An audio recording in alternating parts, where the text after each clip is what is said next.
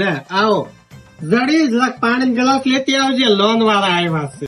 અરે બેન, અમે લોન વાળા નથી, વસ્તી ગણતરી કરવા વાળા છે. તો હવે રેવા દેજો, પાણી નહીં લાવતી.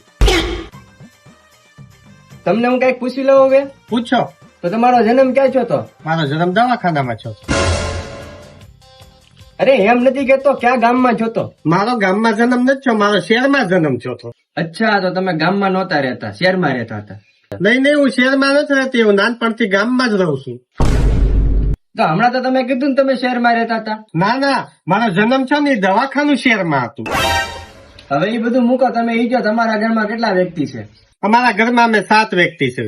અચ્છા, તો તમારા ઘરમાં 7 વ્યક્તિ છે, એટલે 7 લખી નાખો. ના, 7 ન લખતા 6 જ લખજો. કેમ? એમાં એવું છે, કાલ મારી બેન ના લગ્ન છે, એ વ્યક્તિ વહી જાય એટલે 6 વ્યક્તિ જ વધ્યા ને. તો હવે 6 લખી નાખું છું. ના, 7 જ લખો. કેમ? તો કારણ કે કાલ મારા ભાઈ ના લગ્ન છે એટલે મારી ભાભી આવી જાય એટલે પાછા હાથ થઈ જાય ને. હવે મારા જણગણના નથી કરીને કોઈ બીજો અધિકારી આવશે ને કરી જાય. હાલ ભાઈ, ગમે એ અધિકારી આવે પણ સાચું હશે ને એ જ હું બોલી. હા.